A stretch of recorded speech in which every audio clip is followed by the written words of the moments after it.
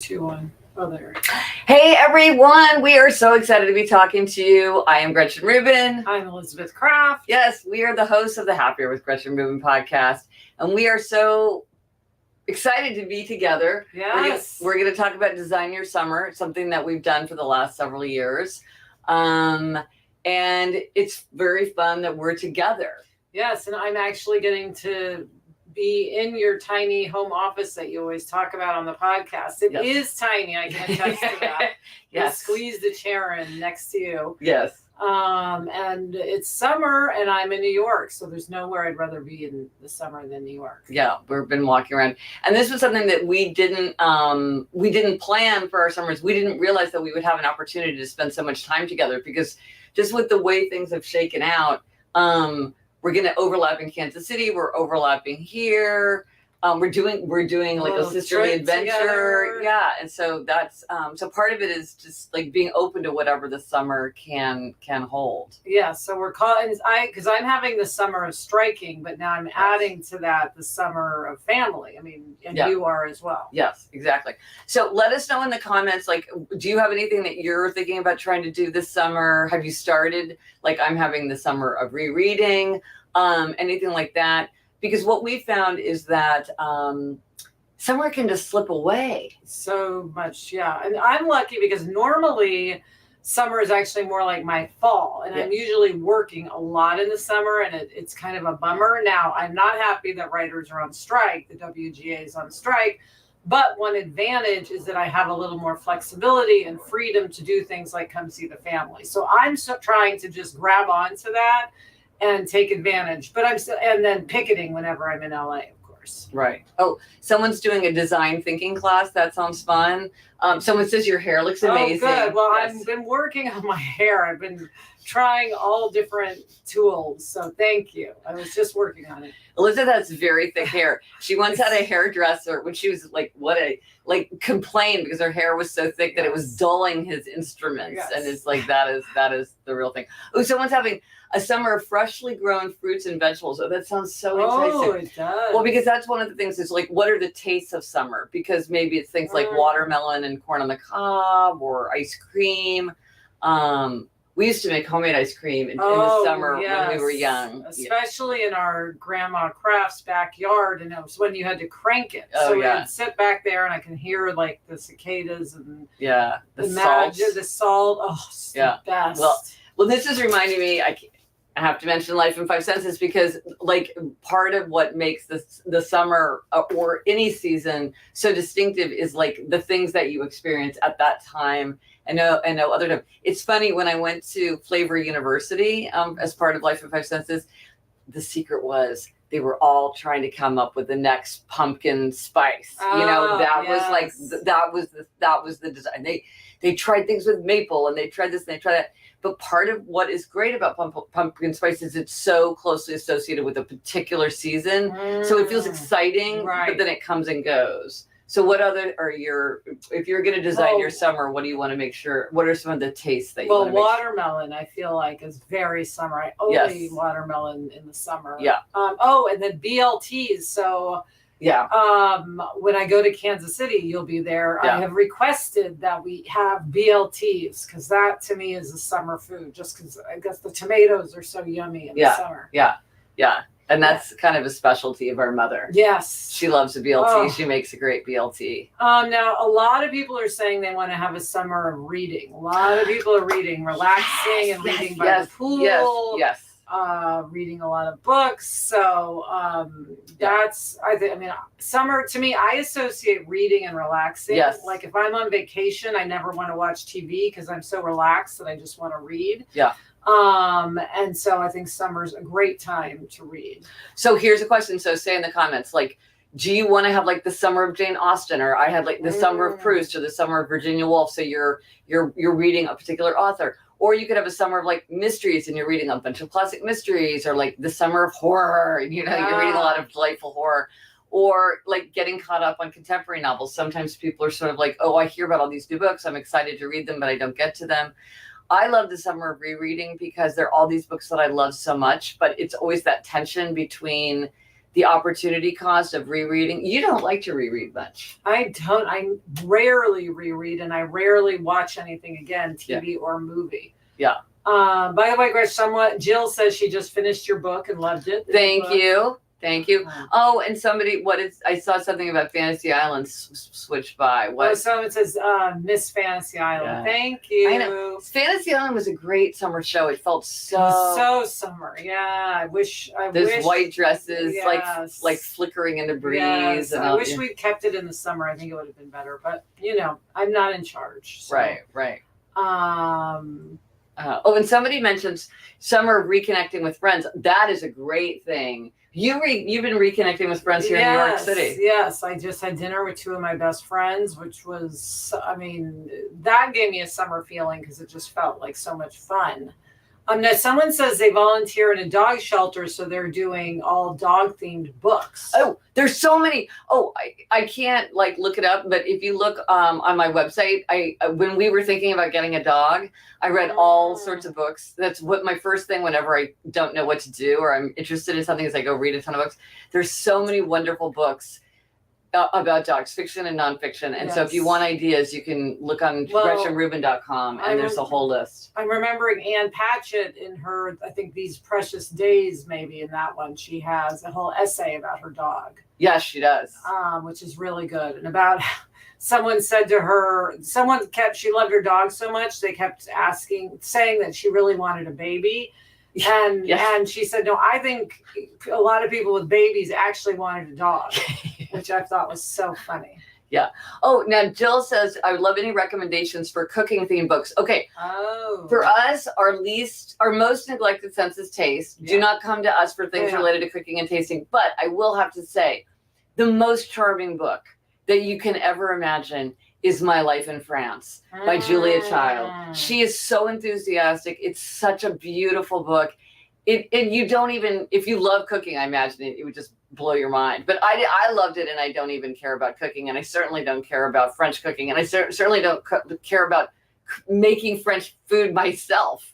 Right. And it was still good. Fun to read. Yeah. Oh, Heartburn by Nora Ephron that has the recipes. That's great. And is Lori Colwyn. Does she have one? Home cooking and more home cooking. Oh my gosh, she's an amazing essay. She's like a cult favorite. A lot of people. She died very young, sadly.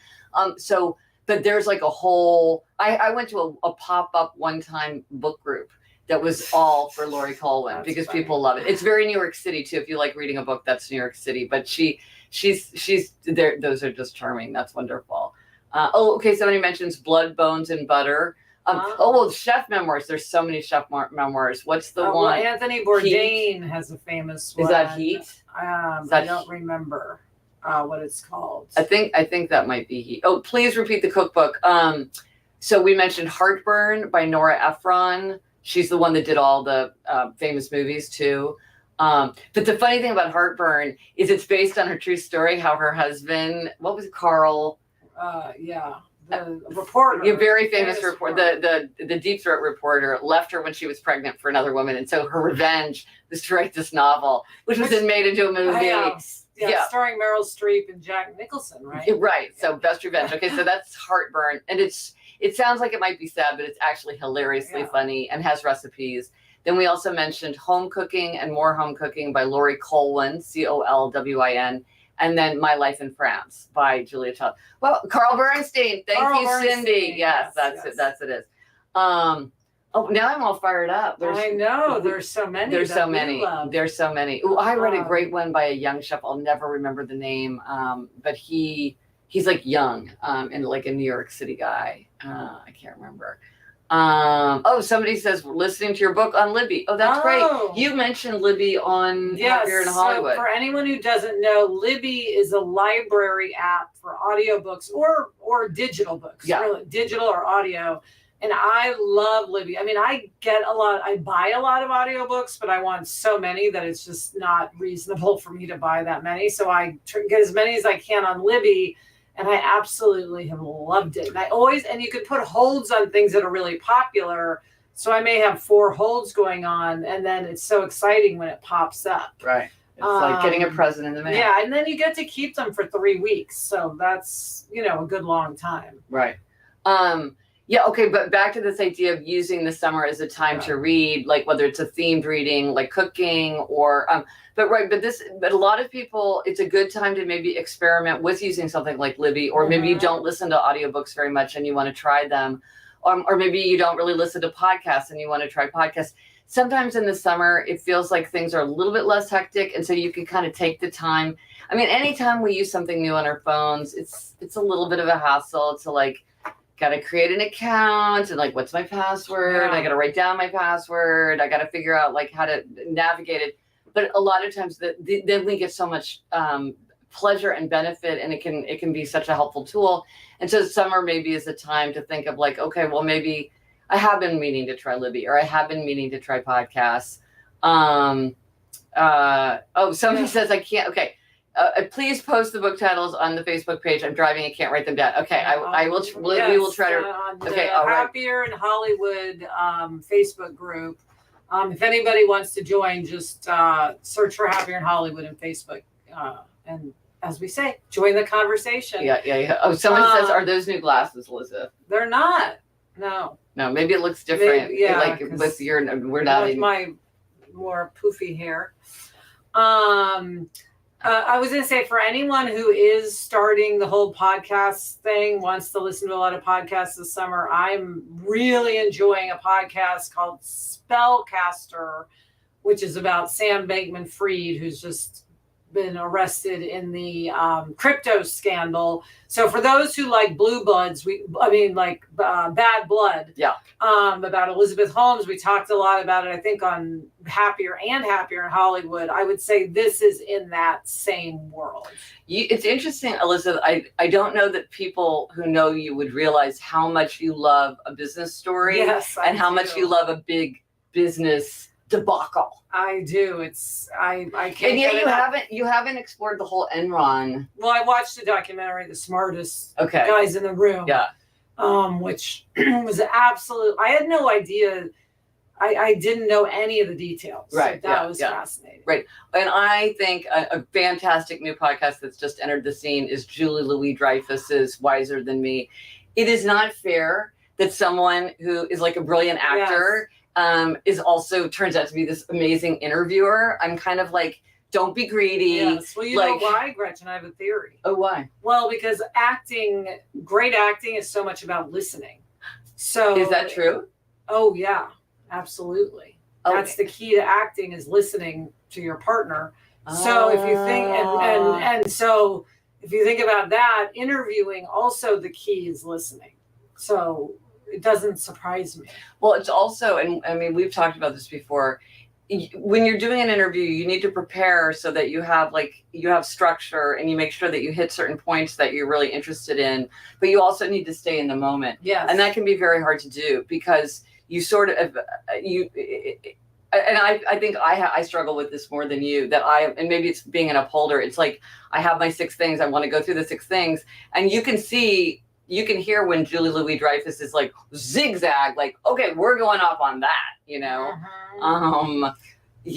there's some, so she really does stay in the moment. So that's so interesting. By the way, Sandra points out it's very cold in Australia where it's winter. So, right. Yeah. But so what would you do to design your winter? We should really call it design your season, because you can do it. Yeah. You can do it 4 times. Boy, maybe we're going to have to start doing it.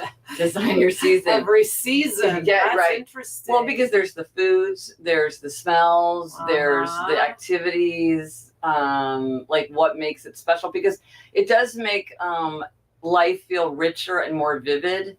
Well, and one thing is, I mean, you've said this to me, because I always thought LA didn't really have seasons, and you said that you do have seasons. They're just more subtle. Yes, much more subtle. But it's funny, because I walked in, for some reason it was cold and rainy the other morning, and I walked into the living room and it felt like winter, and I was feeling nostalgic. I was like, oh, I can't wait for winter. So right. Patrice is having the summer of self-care. That's a good one. That's a really good one. Right, with made the decision to stop drinking and smoking. Whoa. Yeah. Big. Well done, Yeah. gold stars. Yeah, that's amazing. If you're interested in changing your habits, you might be interested in Better Than Before, which is my book about habit change. But it sounds like it's going well for you, so maybe don't mess with it. And reading. Oh, this Soul Boom. Yeah, the Rainn Wilson, because I love The Office so much. This. Yeah, he just wrote a book about spirituality. Oh. Yeah. Okay. Yeah.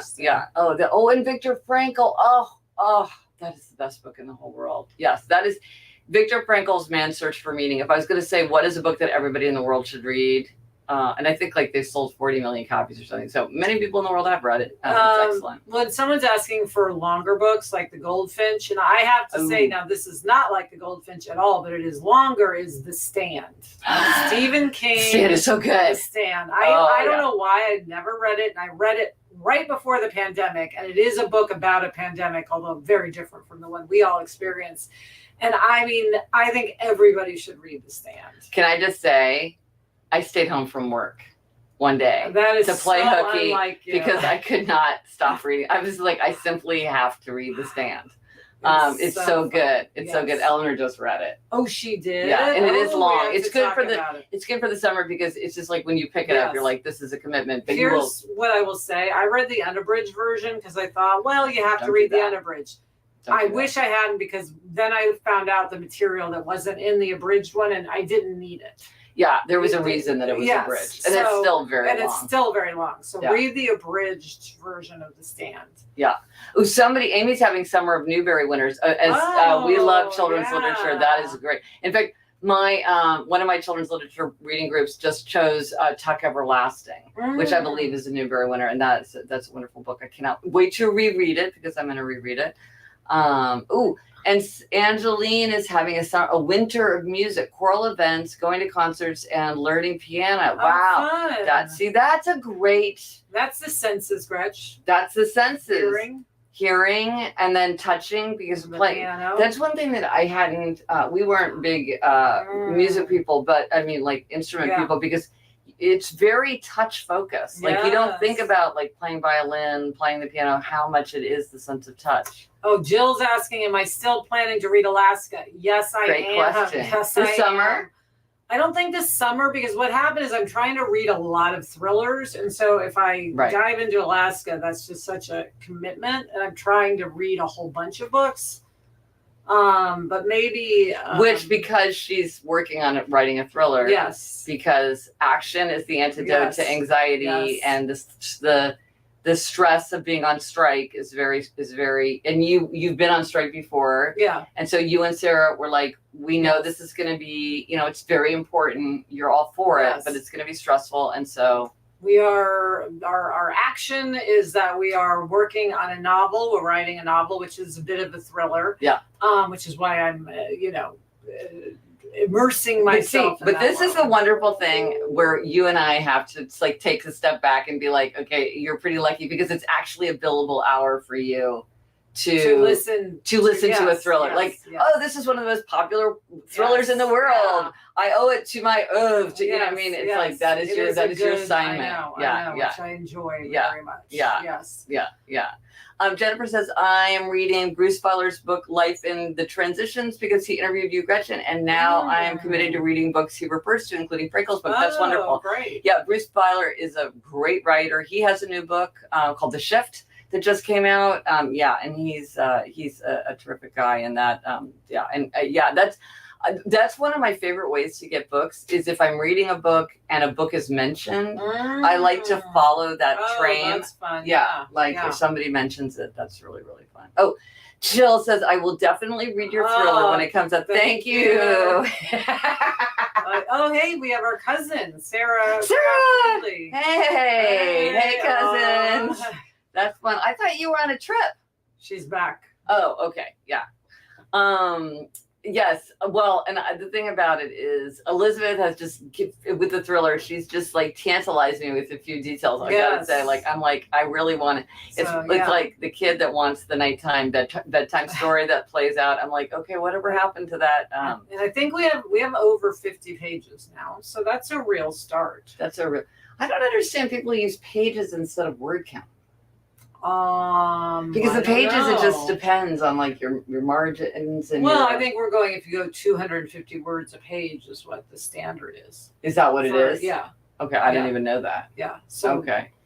So I like pages because it feels more like a book. I like words because it feels like more precise. Yeah.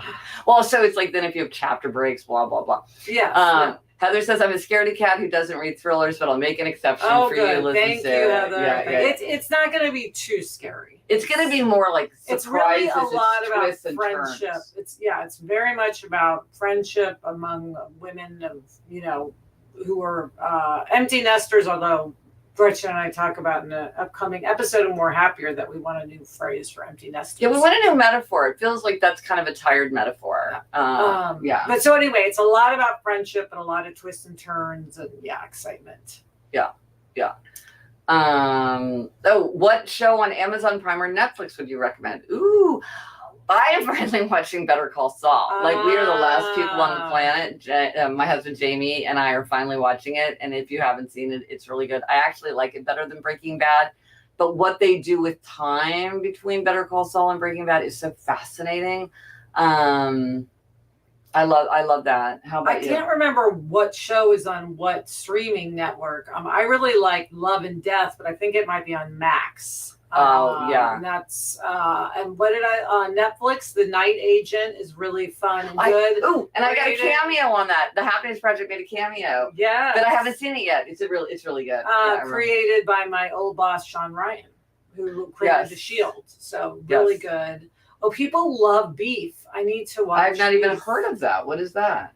I'm not even sure, but I know one of my nieces watched it twice. What's the premise, Elizabeth? Say what? Mystery. Oh, okay. Oh, Renee says relaunching instead of empty nester. That's interesting. Relaunch. That's interesting. That is interesting.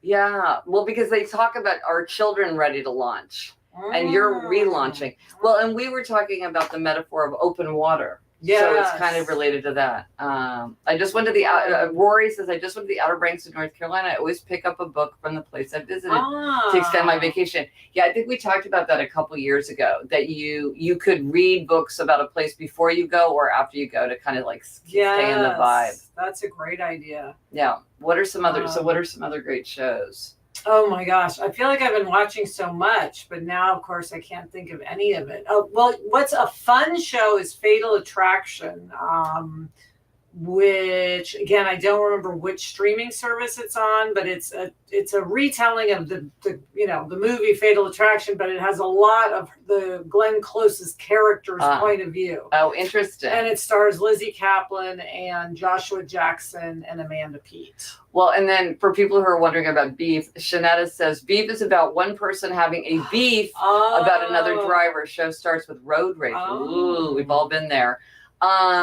Oh yeah, Shrinking on Apple TV is great. But so, okay, back to the Design Your Summer. This is an interesting thing, especially given, like, if you picked a show also based on like how many episodes there were, or like whether it was a limited series or something.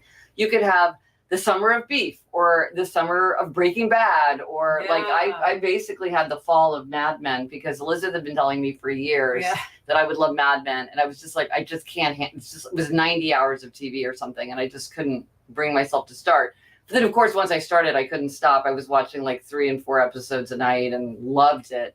But again, like if you're like, it's the summer of Fatal Attraction, it kind of makes it feel like more of a thing. Yes. And it's more like, it feels sort of more joyful and more intentional, and kind of gives you, and especially with a show where if you're sort of spending a lot of time watching it, it kind of bounds it. It's like, well, it's a reframing, right? It's we always talk about reframing. It's putting it in a frame of, I'm doing this as an activity. Yes. Well, and this is one thing we talk about with TV. Like, you don't want to do something where it's just because you can't think of something better to do. Like, if you don't know what to do with yourself, go outside or go to sleep. But nothing like TV is so great when you choose what you want and you like mindfully pick it. Well, somebody said Mad Men and Sopranos best shows ever. Okay, how about The Wire? Got to put in The Wire. So good. Adam and Jack and I are going to start watching The Sopranos like next week. So from the beginning. So I'm excited. That'll be a rewatch. Right. And I'm excited to do that. Right. Only Murders in the Building. That's a Veep. Oh my gosh. You know, I never watched Veep from beginning to end, but a lot of members of my family will like turn it on every once in a while just as kind of like to have it on. And, I mean, speaking of Julie Louis-Dreyfus, I mean, she is beyond funny. On the podcast, she talked about her relationship with Selena. What's the name of the character? Is it Selena? I don't remember. Anyway, somebody's saying Jack Sopranos. Okay. Yeah, he really likes sophisticated television. It's like he just is finishing Breaking Bad with Adam, so he's he seems to understand all of the moral grayness. And do you guys have like little conversations with him, like? Yeah. Now this might look like those people are having fun, but please stay away from. Yeah, no, he gets it. Durrells of Corfu. I just read My Family and Other Animals, and my mother loves that, and she was saying that's really good. Okay. Yeah. I think I know what you're talking about, but I can't think of the name. Yeah. So what is your summer of reading theme? Well, it's rereading. It's rereading. So I'm rereading Boswell's Life of Samuel Johnson, which I started. Story of a Soul by Saint Therese of Lisieux. Crowds in Power by Elias Canetti. Varieties of Religious Experience by William James, and The Philosophy of Andy Warhol, From A to B and Back Again. That book will take like 3 hours. Crowds in Power might take me like 6 months, because that is a book that is just bananas. So intense. Like I can only read a little bit of The Life of Samuel Johnson, right? That's kind of my comfort reading. This is the 4th time at least that I've been through it. And so it's so dog-eared, and I just love it. And I have all, you know how you have, well, see, you don't really like to reread, but you have like your favorite passages, and it's just like, and John we don't say sir the way we used to, and he uses it for such comic effect. Well, sir. Anyway, you got to be there. Anyway. So you've picked out which books you're rereading. Yes. Not your comfort rereading like the Harry Potter, which you do when you're stressed. Right. What about so what else are we doing to design our summers? Do you like do people like run through sprinklers in LA? Like my kids, like in New York City, they would run through sprinklers when we were visiting Kansas City, but it was like a very rare treat. Yeah, I think they do that. Now that you mention it, yeah. I missed the slip and slides, which is what we had. Yes, wow, slip and slides. Those are dangerous. Thinking back on it, it's amazing people did like knock heads and someone says, is anyone doing anything different for summer mornings? Well, I was just talking about that on More Happier the other day. I think one thing I love in the summer is not having to get up. Yes, a leisurely morning. So the idea of I'll still hopefully get up early. Excuse me, I am suffering from the 3-hour time. She's very jet lagged. I got picked up at 4 a.m. The other day, so I haven't recovered from that. Yeah. It's so funny whenever we're together, one of us is like crashing at all moments. And Elizabeth is so patient. I try to Do you need to have dinner at 4 p.m.? Sarah said their childhood dog would sit on the sprinklers. That's good. I will. Our dogs, Nacho and Daisy, love going through the sprinklers and drinking water from the sprinklers. Oh. And, of course, I try to not have them in the sprinklers because then they're soaking wet. But if I miss it and they end up, then I just let them go nuts because, Right. Once they're wet. They love going through sprinklers. Yeah. There's just something very. In fact, I feel like I should have thought about that with Life in 5 Senses, about what is it about a sprinkler that is so enticing. I feel like even like going by someone's house where they have a sprinkler, there's just something about water. I don't know. Maybe it's water. It's the movement of it. I do think sprinklers connote summer. They do. They're like I said. Yes, I think if you were going to have a summer novel or something like that, like having the arc of a sprinkler would be a really good symbol. Yeah. That's pretty. Yeah. Oh, someone says 23 minutes outside for 23 is easy now. I'm just sitting in the garden for ages. That's wonderful. Right. So this is a great thing to do, is to go outside 23 and 23. This is our annual challenge, just like we had read and walk and rest. Go outside 23 and 23. Yeah, I think one of the things we talked about at the beginning of the year was what counts. Well, what counts, but also there's no bad weather. There's only bad clothing choices. Right, and so, like, if you need to suit up because you're in someplace really cold, but for people who are having summer right now, it's even early summer, so it's not even like the baking heat. Yeah, it's kind of very nice, and it's a wonderful way to enjoy the season. And people, I should say, did I mention the Neglected Sons quiz? No. Okay, so if you haven't taken the Neglected Sons quiz, you can take it at GretchenRubin.com/quiz. It's a really short quiz, but it will tell you your most neglected sense. And this is something that as you go through your season, maybe it's summer, maybe it's winter, as you go through your season, you might think like, well, how might I turn to that sense for adventure or connecting with other people or comfort or pleasure in a way that I've overlooked because this is my neglected sense. Well, can I say, speaking of taste as our neglected sense, one thing I'm doing when I'm here in New York, so Jack and Adam are coming in tonight. And for those of you who know that I'm a Real Housewives, lover to the nth degree, I'm going to a restaurant that Andy Cohen mentions like 5 times in his Daddy Diaries. What is it? Now I can't remember what it's called, like Bucato maybe. Oh, okay. And you mentioned that you've made. I was like, that's interesting that she has an idea for a restaurant. That's not very like Elizabeth. Yeah. Okay. So I'm gonna taste the food, but also, indulge my love of Andy Cohen and all things Andy Cohen. But that's a great idea. It's like, how can I use my sense of taste to take me closer to something that I love and to share it with the people in my life so we can all engage. Yes. But it is funny, like you're here and it's like, would we ever go to like a nice restaurant together? No. Never. No. I mean, we don't even really go out. Jamie. With Jamie, like he cooks, he cares, he reads restaurant reviews, he uses a cooking app. Like it's one of his appreciated senses. But Elizabeth, this is a great question for you because Jill is asking about sound baths, and you love sound baths. Oh, I do. But I have to say, since Life in 5 Senses has come out, I've been surprised by how many people don't know about sound baths. Because I think because of you, I thought that this was something that like a lot of people knew about. It turns out a lot of people have not experienced this. Okay, so for me, a sound bath, I want to say, is more relaxing than a massage. I love a massage. I love a massage. And you're laying down, eyes closed, relaxed, and the person, or sometimes it's multiple people, are making sounds with like those bowls with the, singing bowls, and they have like shakers where it sounds like rain. They like swish feathers. Well, the sound bath I had only had the bowls. It didn't have all this other stuff. Yeah. Oh, and so it really depends. Sometimes you have a bowl on your chest that they do that and it vibrates. Yeah. And it's a very soulful kind of sound. It gets into my whole body and I just melt. Now, Sarah, my writing partner, co-host of Happier in Hollywood, she can't stand a sound bath. To her, it's way too intense. So it really is a like personal thing, but you got to try it to know. But if you Google sound bath in your town, you will find a place that does them.